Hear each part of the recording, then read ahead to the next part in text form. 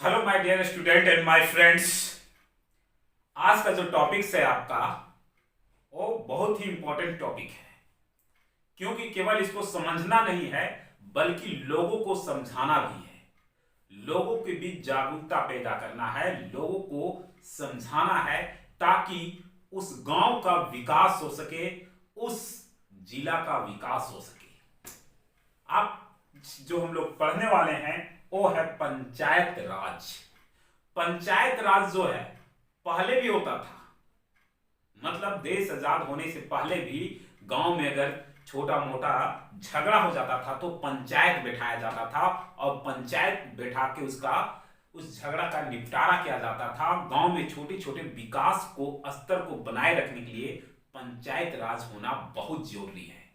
ये अहम भूमिका निभाता है क्योंकि डायरेक्ट सरकार जो है वो आपके गांव में आके आपका विकास के बारे में नहीं सोच सकता है ना। इसीलिए सरकार जो है पंचायती राज को लाए। कब? 24 अप्रैल 1992 को 73 संशोधन में, 24 अप्रैल 1992 को 73वें संशोधन में पंचायत राज को लागू किया गया और प्रत्येक वर्ष जो है सिर्फ पंचायत राज दिवस भी मनाया जाता है आपका 24 अप्रैल को। इसके तहत ये 3 स्तरीय समिति है। यहां पे 3 स्तर का समिति काम करता है, 3 स्तरीय वर्क होता है। उसमें से आज हम लोग जो डिस्कस करेंगे वो करने वाले हैं ग्राम पंचायत। ये 3 स्तरीय जिला परिषद, पंचायत समिति और ग्राम पंचायत लेवल में ये काम करते हैं, 3 लेवल में काम करते हैं। क्योंकि अगर आप जागरूक नहीं होइएगा और जागरूक नहीं कीजिएगा अपने आसपास तो यकीन मानिए कि आपके गांव का विकास कभी नहीं हो सकता है। 500 और रात की पार्टी में अपनी नींद हराम ना कीजिए और सही व्यक्ति को सही जगह पे बैठाइए ताकि आपके गांव का विकास हो सके।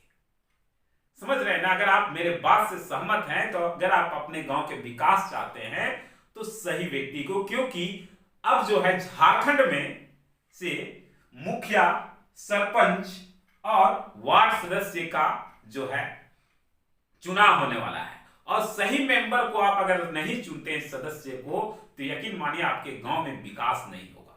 अब समझते हैं कि ये विकास के कार्य को समझने के लिए 3 स्तर में पंचायत राज को बांट दिया गया है, डिस्ट्रिक्ट लेवल, ब्लॉक लेवल और विलेज लेवल। डिस्ट्रिक्ट लेवल पे जब बांटा गया जिला परिषद तो ये व्यक्ति पूरा जिला में जैसे विकास के नाम पे क्या तो रोड यानी कि सड़कें, ठीक है, बिजली, एजुकेशन, ठीक है, रोड, बिजली, एजुकेशन और भी एग्रीकल्चर से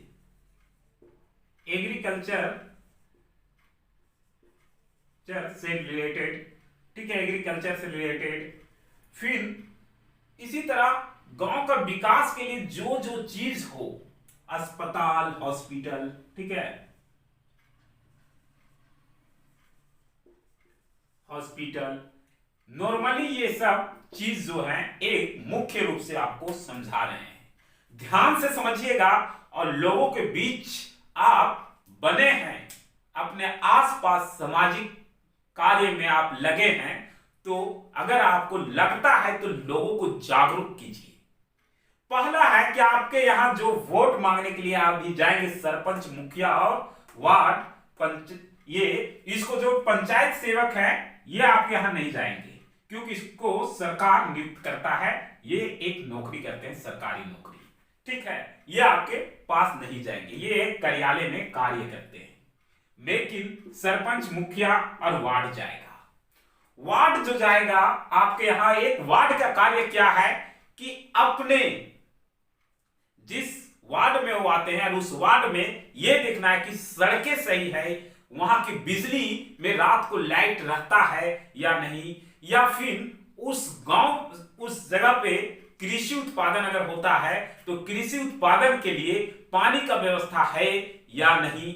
अगर वहां पे किसी को रात को तबीयत खराब हो गया, ठीक है, तो वहां पे छोटा मोटा मेडिकल है या नहीं, ठीक है, उसकी इलाज हो सकता है या नहीं, इस तरह का बहुत से छोटे छोटे काम जो है ये वार्ड सदस्य देखता है। और यही वार्ड सदस्य अगर चोर हो जाए कि नाला कहां बनेगा और रोड कहां बनेगा, इसको एक लिस्ट तैयार करना पड़ता है कि मेरे वार्ड में कितने लोगों को पास किस चीज का कमी है, यहाँ पे कचरा कहां फेंका रहा है, रोड में फेंका रहा है, कचरा के निपटान के लिए सही जगह है या नहीं है, ठीक है, रोड किस टाइप का बन रहा है, यहाँ तो रोड भी ऐसे बनते हैं कि 2 महीना में रोड खत्म हो जाते हैं। ये सारा कुछ लेके, ठीक है, मुखिया के पास, मुखिया क्या करेगा कि मेरे वार्ड मेंबर कितना अच्छा से काम कर रहे हैं उसका देख रेख तो करने के लिए चाहिए ना। तो मुखिया अब वो क्या करेगा कि पूरे सबको जो है से देख रेख करेगा कि वो किस स्टेप में यहाँ, अब यही जो है से अपने रोड के लिए ये पास करवा सकते हैं अपने गांव के लिए। सिंपल से अगर बात किया जाए एक स्कूल का उदाहरण से आपको समझाते हैं, जस्ट लाइक समझने की कोशिश कीजिएगा।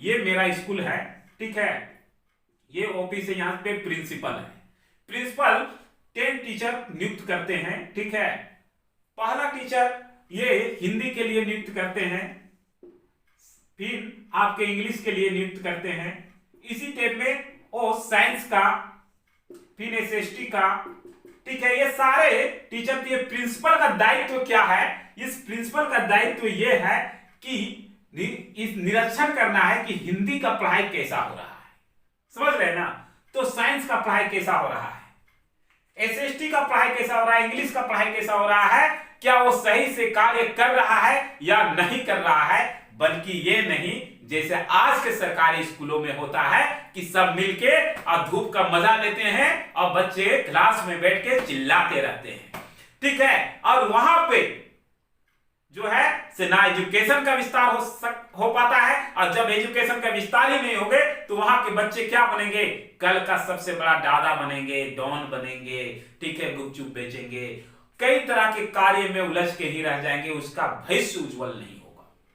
उसका भविष्य उज्जवल होने के लिए उसको सही शिक्षा चाहिए, और सही शिक्षा तब मिलेगा जब आप सही व्यक्ति को चुनिएगा। आप अगर सही व्यक्ति ही को नहीं चुनिएगा, अरे शिक्षा से रिलेटेड रखने वाले व्यक्ति आपके नजदीक नहीं होगा, तो आपका गांव का विकास कैसे होगा, कि वो आजकल कैसे चुनाव होता है ये भी आपको बता रहे हैं कि चुनाव कैसे हुआ, पैसा एकदम फेंकाया, अरे फल्ला चमचागिरी में लोग उसके पीछे पीछे घूमते हैं कि 1000 रुपया मिलेगा, अरे 1000 रुपया मिलेगा भैया, वोटवा मारेंगे 1000 रुपया मिलेगा, ऐसे करेंगे, उसको वो 4 को वोट मेरे पास है, दीजिए ना, हम चारों अपना घर का सारा वोटो मारे, 1000 रुपया दे दीजिए, 1000 रुपया इधरों से लिया, 1000 रुपया उधरों से लिया, किधरों जाके ठोक दिया।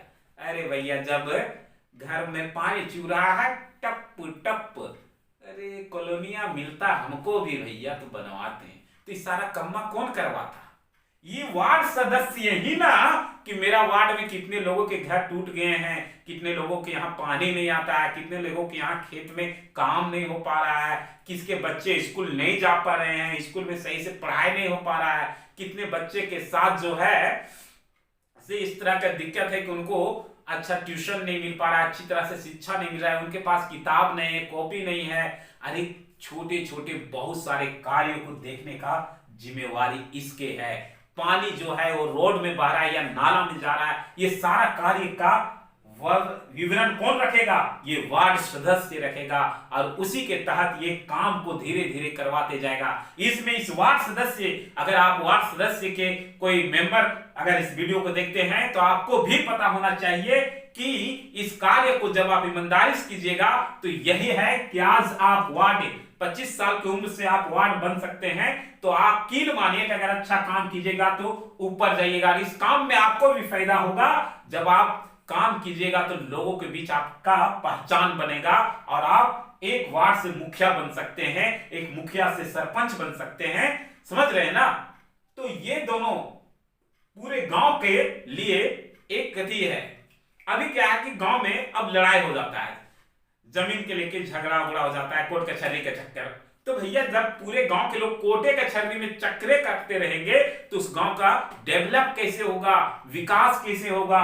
तो आपको बता दें इस सारा का विवरण रखेगा सरपंच साहब, लड़ाई झगड़ा का विवरण जितना है वो कोशिश करेंगे कि ये मुकदमा कोर्ट कचहरी तक नहीं जाए। अगर ये मुकदमा कोर्ट कचहरी तक चला जाता है तो वहां दौड़ धूप करने का काम ये सरपंच साहब का है। दोनों पक्षों के बीच में अगर लड़ाई हो रहा है, दोनों पक्षों के बीच में लोगों को समझाना और लोगों को वहां कोर्ट में अति करना, पेश करना और समय पे लेना ये सरपंच का काम है। लेकिन सरपंच का एक और दायित्व है कि कोर्ट कचहरी तक मुकदमा को ना जाने दे। वो कोशिश करेंगे कि यहीं पे खत्म हो जाए। इन लोगों अगर ये तीनों अपने काम बहुत अच्छे से करेंगे तो यकीन मानिए कि आपका गांव बहुत अच्छा से डेवलप करेगा, इसमें कोई डाउट नहीं है। ये सबका व्याख्या कौन रखेगा? पंचायत समिति ब्लॉक लेवल पे। इसका विवरण कौन रखेगा? डिस्ट्रिक्ट लेवल पे। समझ गए? सबका, यानी कि यहाँ पे सरकार डायरेक्ट काम नहीं कर सकती है, इसलिए कुछ मेंबर रखे हैं कि उनसे काम कराया जाए। वो मेंबर उस विभाग को देखेगा, ठीक है, उस विभाग को डेवलप कराएगा। तो ये है। तो इस वीडियो को बनाने और समझाने का मुख्य उद्देश्य यही था, आप ध्यान से समझिएगा। मुख्य उद्देश्य यही था कि अभी पंचायत चुनाव होने वाला है, सरपंच का, मुखिया का और वार्ड मेंबर का, ये सभी का चुनाव होने वाला है। तो ध्यान यही रखना है कि जब कोई आपके यहां वोट मांगने के लिए आए तो उस पूरे पंचायत के लोगों को इकट्ठा होइए, मत बटिए हिंदू मुस्लिम, ठीक है, जात पात में, क्योंकि अगर आप बट दिए तो आपका विकास रुक जाएगा। समझ रहे ना? एक कहावत है पुराना और इसका एक गाना भी है, आप लोग सुने होंगे। वो ये है, कहता है यहां पे क्या चीज से, सुनिए कि जब तेरा जन्म हुआ तो तेरा पहचान कुछ भी नहीं था, जब तेरा नाम पड़ा तो तेरी एक पहचान आई, और जब तुम थोड़ा बड़ा हुए, ठीक है, अपने कदमों पे चलने लगे तो तुझे पता चला कि मैं कौन हूं, हिंदू हूं या मुस्लिम हूं या क्रिश्चियन, ठीक है।